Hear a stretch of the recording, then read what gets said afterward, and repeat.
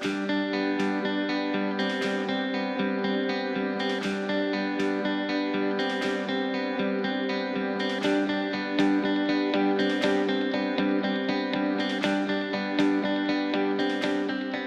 I also want to thank the AASA staff, Dan, for your leadership, and all your staff and what you've done for superintendents during this just really traumatic time in education. This is our third year of COVID, our third year of dealing with COVID, and it's been absolutely traumatic for our kids, for our staff, community, our educators, and for superintendents, So just really appreciate just a collaboration that you've been able to provide our superintendents. So just a great appreciation. And also, the other superintendent of the year that you'll hear of soon is Michelle Reed from North Shore. She's actually my neighbor in Seattle area. So great things are happening. Great things are happening in the Pacific Northwest, not just Oregon, but in the Pacific Northwest. So great things are happening. Start. We all have a story about our why. I'm going to go over here. We all have a story about our why we do what we do. And I'll be very honest, I didn't see the video until the first time I saw the video was right now. So some of the photos that were taken are part of the slideshow. So really appreciate the work of our partners that were able to support that. Our why. As you stated, I mean, this is part of the story that you've heard. Our formative years develop who we are. Our formative years develop who we are as people. And I come, as was stated earlier, from Piedras Negras, Coahuila, Mexico. It's where my parents were from. There were migrant workers coming to us from Mexico, and we used to do that triangle, going up to California, to the Central Valley, through Oregon and Washington State, before going back to southern Texas, northern Mexico. And that's my dad in that picture in the fields. My dad and myself and my Uncle Reuben, we were working the fields when I was a youngster, and that's us in our labor camp where we used to live. We used to live in a labor camp in eastern Oregon, a small town of Nissa. And that's something where I'll always remember that because of the fact that, as I stated in that video, if you're poor, you're surrounded with other people in poverty, you don't know you're poor. You don't know you're poor. You just know that you show up every day and do what you do, and that's what we did growing up. So I come from a migrant working family, first generation in the States, multilingual learner, and as well as I stated earlier, with speech impediment, that I was really fortunate to have great supports in our public school systems to be able to get me through that. And you may notice I still have a little bit of a tick that we always hide. People that stutter sometimes have a little ticks that we hide, so I hide my tick through little things that we do. But my developmental years really grounded me in terms of who I am as an educator. What I do, and what you do. And you all have a story. You all have a story about why you're in a seat. Because the seat right now is not fun, right? The seat right now is not fun. So my journey, 32 years as an educator, 4-time superintendent, California, 2 districts, Central Valley, Huntington Beach, Eugene, and now in Edmonds, Washington. And that's my family. My family is my why, my journey. So my 2 boys, Diego and Miguel, and little dad brag, the oldest, which is the shorter kid, just passes bar in Arizona, and everybody needs a lawyer in the family. So everybody needs a lawyer in the family. So there's a little bit of a dad brag, but also what I'm really proud of is about 20 years ago, a group of us founded the Oregon Association of Latino Administrators. That was the co-founder, inaugural president to help diversify the leadership pipeline in Oregon. And now I'm president-elect for the ALAS, for the National Association of Latino Administrators and Superintendents. That's going to continue to push that path to get more leaders of color and also more females into the top seat. And that's needed nationwide.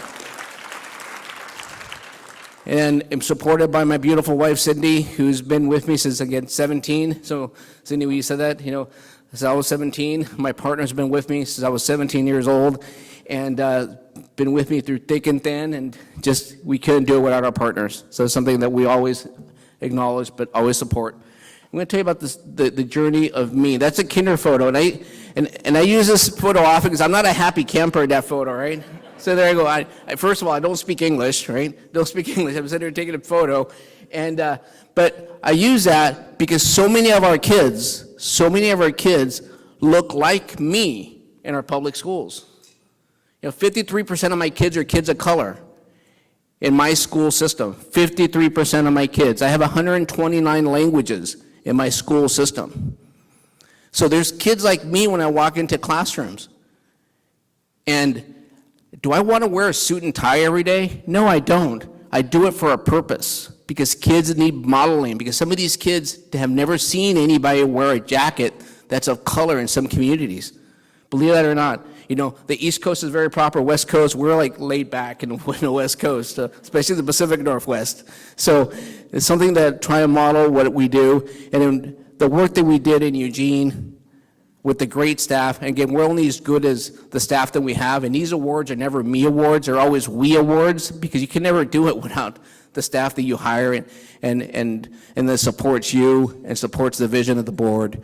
So the great staff honored, again, 2 years ago, which means seems like decades ago.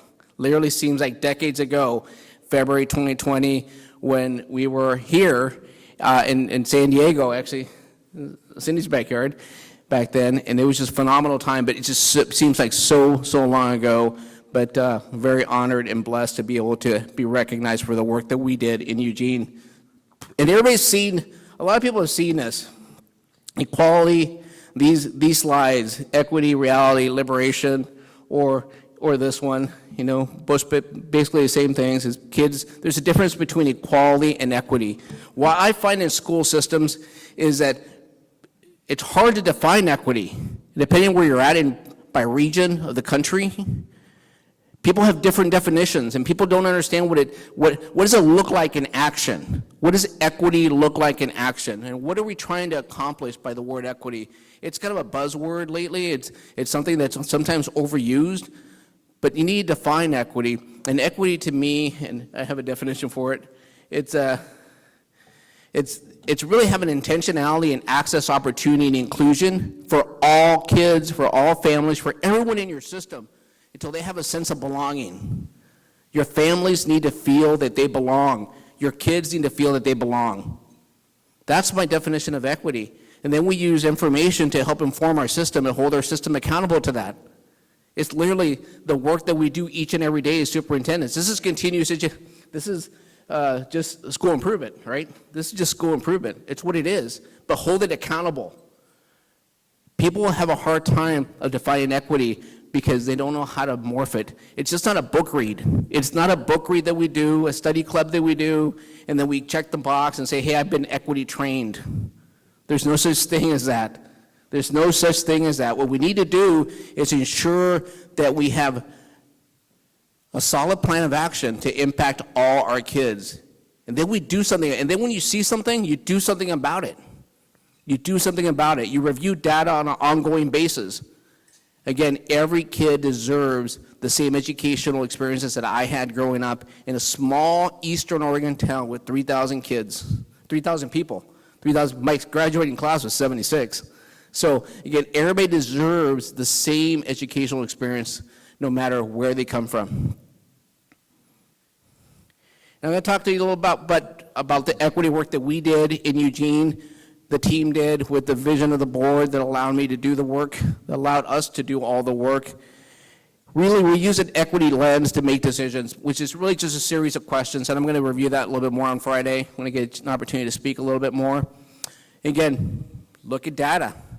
Make data, use data to help inform your decisions. So not the end-all, be-all, but just use information. Whatever it's qualitative or quantitative, you use data to help inform your decision-making. And I say this often, we can't hold our kids more accountable than the adults in the system. We can't hold our kids more accountable than the adults in the system. As I found out moving to Washington State, I have 13 contracts I have to bargain. 13 contracts I have to bargain. In COVID, it's crazy. 13 contracts I've had to bargain, and every time there's a change, a mandate from the governor, we got to go back to the table and re-bargain these contracts because of impacts. So it has been absolutely grueling for my human resources department, for our lawyers that are making a lot of money off school districts right now at the table. But again, it's a distraction from the work helping kids and families. So again, there's a need for unions. My mom was a union member when she retired after 43 years at Ore Foods, at a food packing place back in Eastern Oregon. But again, we can hold our kids more accountable than the adults in the system. And also, just do a few things well and focus our efforts on what we're doing right for our kids. And a few things I'm going to talk about that we did in Eugene that helped with this. Again, we talked about the equity lens, but targeted curriculum and making sure that kids are seeing themselves in the curriculum that we're teaching them. I know right now this is, and it's a bother to me. Every night I go to sleep and I wonder what's the next thing that's going to happen, whether it's critical race theory, vax, no vax, mask, no mask. What's the next thing coming until the next presidential election? Because we know that school boards and school districts are being used as political pawns right now for somebody else's agenda. We all know that. We all know that. And you superintendents are the leaders of your systems, and you act with such integrity when you do your work, and I respect each and every one of you. Like I said earlier, if there's 14,000 superintendents, there's 14,000 superintendents of the year, each and every year, not just 1 year, each and every year. Assessments, we need assessment systems. I know people, there's bashing that happens with summative assessments, formative, interim, summative assessments. Use the data to help inform what you do. I know you do that. It's easy to do. It's harder to do it in a union state. So it's harder.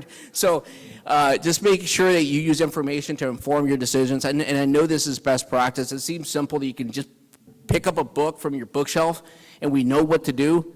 I think what's hard is actually doing the work, because there's so many layers that prevent you from doing the right work.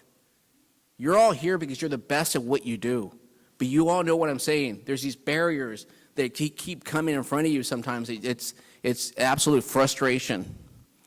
But again, just be grateful that we have assessment systems. And again, I always err on the side of kids.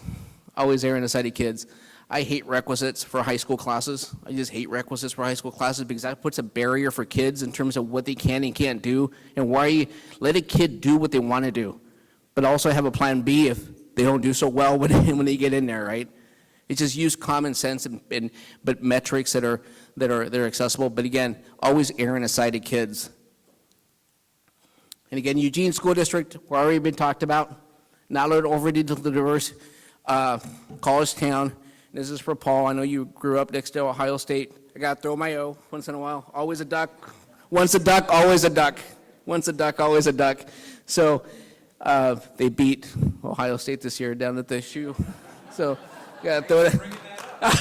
I got to throw that in there. So, but the results, we had great results for our kids because of the staff that we had and the support from our community and my board. And again, I couldn't do it without the staff that I had, and blessed to be able to work with such strong people. So we were able to close gaps and increase overall rates for our graduation. That's something the board was very adamant about. We were able to do this really quickly through systems. And also, again, believe it or not, we aligned systems for the first time. Eugene, I call it like the Berkeley of the North. I call it Eugene Berkeley of the North. And what I mean by that is a very decentralized system when I first came on board. Everybody had their own school schedule and school calendar. Everybody had their own school schedule and school calendar. And you as a building principal worked out with the transportation department when to pick up your kids and drop them off. And literally a different calendar at every school. So what we found out through an audit, at one point, this is a little side story, when we found out through an audit that there was a 7-month differential in instructional minutes in one feeder group. 7-month differential. And we were able to fix that through collective bargaining agreement, and the community outrage when they found that out. And guess which feeder group had the least amount of minutes? Right, we all know that, right? The poorest area of town, right? And that had been going on for decades. So we were able to fix the system a bit again, we all just keep the seats warm as superintendents. And again, I kept my seat warm for my predecessor, my successor, who's there now. But again, we were able to do phenomenal work in short order. And Team Eugene, there's that duck you love, Paul. So, but just really, again, in closing, I just appreciate being in front of you and absolutely humbled. I mean, I couldn't, when I first found out that I was actually, in Oregon, we do things differently than Washington State. In Oregon, I didn't even know I was nominated for the award until I saw Craig Hawkins come into a staff meeting. And then I saw my wife behind him. I knew something was going on, right? So, I didn't even know I was nominated. But again, there's everyone that's deserving. And as been stated earlier, I'm just honored and awed to be in front of your presence of so many great leaders, because I am living the American dream because of people like you. And there's kids in your system that will be living the American dream because of people like you. So thank you.